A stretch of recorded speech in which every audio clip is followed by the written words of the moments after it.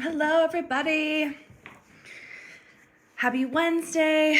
We are on episode 35, and we are going to be talking about how to change your habits around food that are going to be fast and easy, right? So the things that we're talking about today are what we tell our clients so that they can get faster results, like, feeling more at peace with food, feeling more in control, feeling all around more energy, right? So if you're struggling with those things, we are definitely going to be talking about the day, like sugar. We're going to dive into sugar, emotional eating, stress eating, and then nighttime eating and like junk food.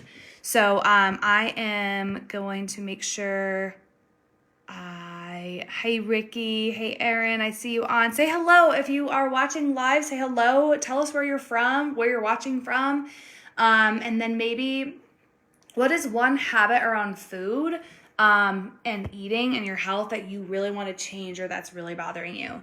And I am looking at where I can bring Hannah in so that she can join us. Your viewers. Allow your viewers to record. Okay, so, all right. I feel like my computer might just be slow. Oh, there she is. Cool. Here she is. Okay. Oops.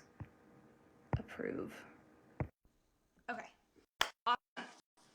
So, let's dive in. How to change your habits. Hey, Aaron, Missouri. Aaron's coming in from Missouri, and Ricky is here too. Hello.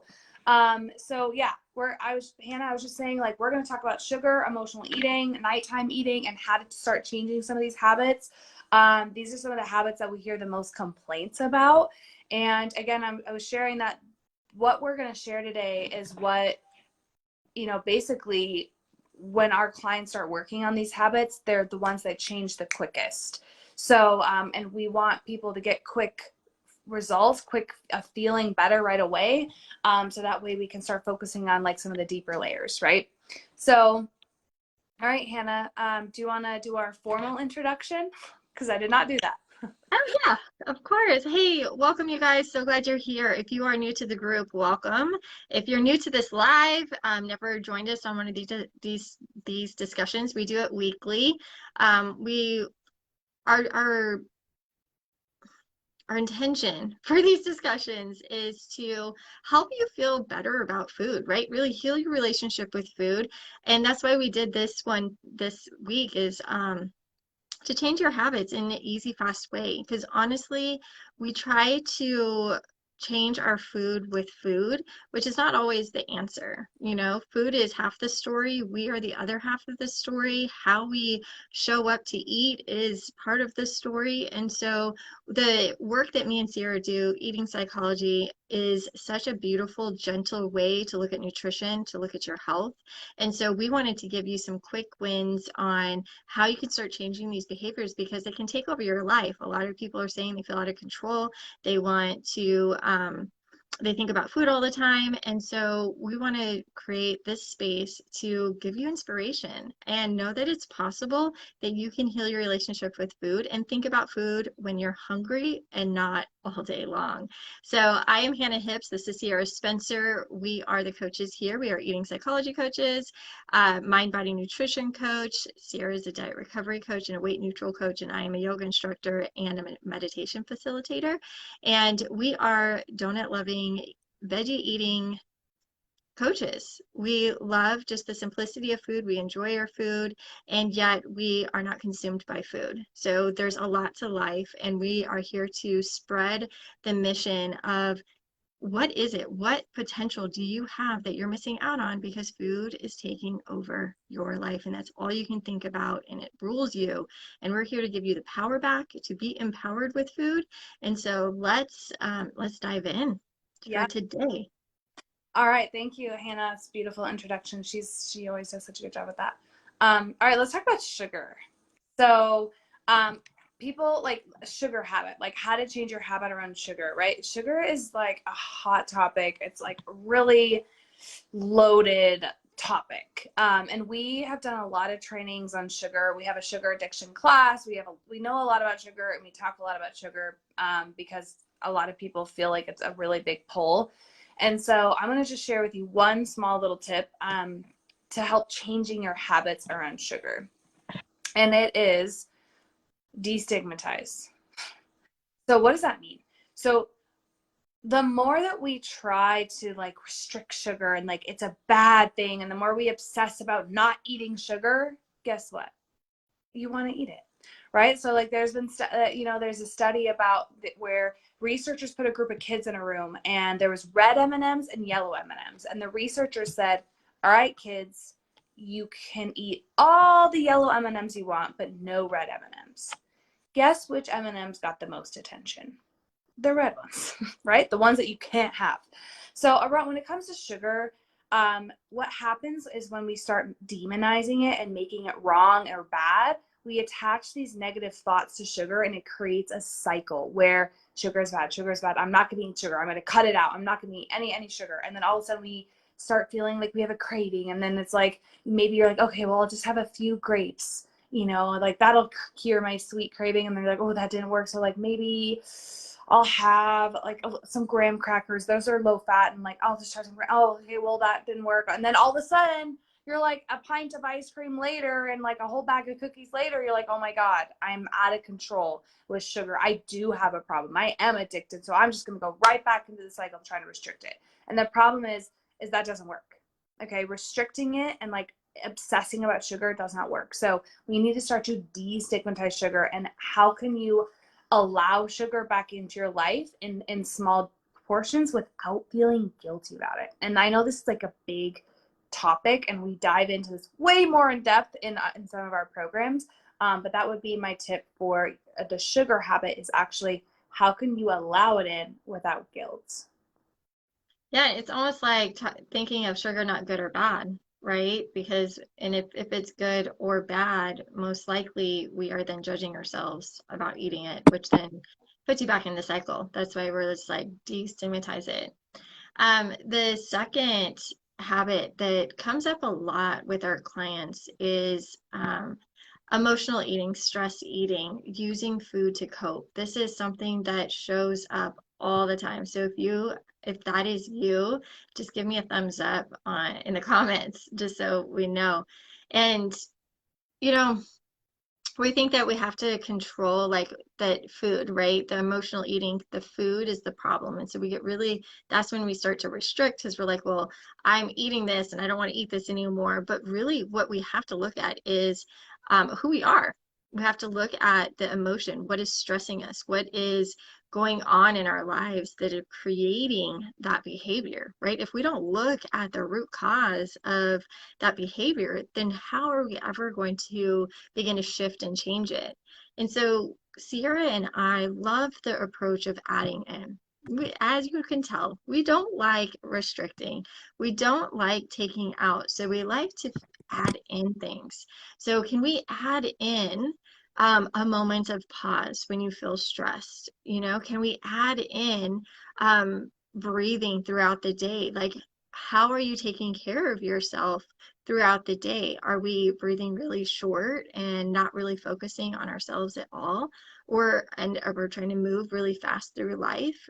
What would it be like to give yourself like a minute, maybe 30 seconds, just to pause and take a breath?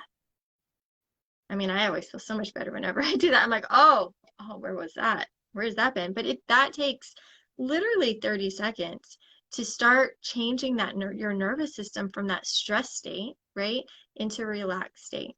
Because when you are relaxed, you are not going to emotionally eat. You're not going to stress eat.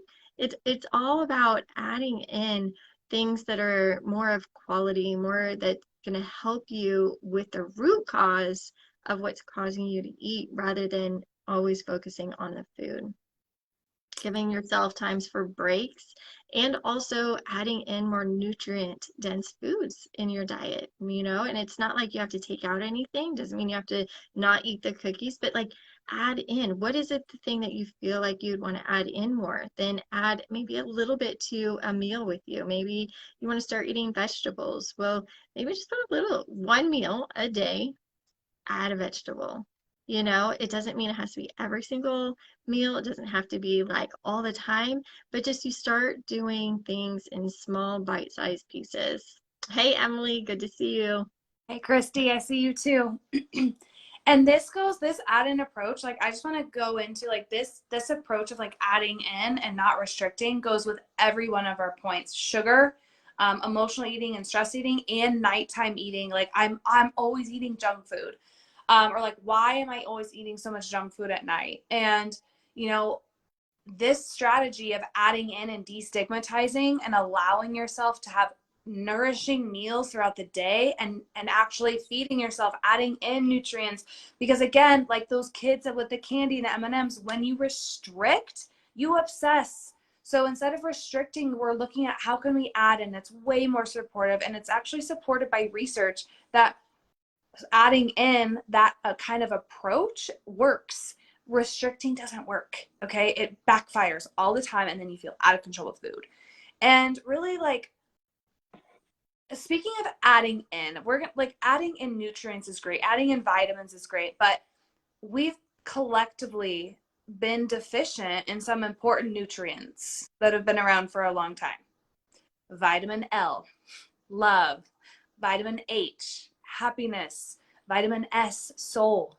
Okay, so you're not going to find these essential nutrients listed on the side panel of your cereal box, but don't let that absence fool you. It's something that is truly nourishing for the soul, and it's going to be nourishing for the body. I always say this when I'm eating ice cream or I'm eating something that has like no nutritional value. I say, this is nourishing my soul. This ice cream with my daughters right now, and we rode our bikes over here and we're having this delicious ice cream, like, oh, this is so good for my soul. This is fun. This is happiness. This is love. This is vitamin. This is soul, right? Like those are the vitamins that are missing from a lot of our eating experience today, because we're guilty, we're rushed, we don't give ourselves time, we're like obsessing about the what we're actually eating, and instead of like, what if we could slow down? And ice cream can absolutely be nourishing. So it's like taking a different approach to food. And that's what we do here at Food Freedom Confidence. That's what we do in our empowered eating programs. Because think about it, has obsessing and beating yourself up and, has that actually worked? Has it actually worked for you long term? Did that keep the weight off long term?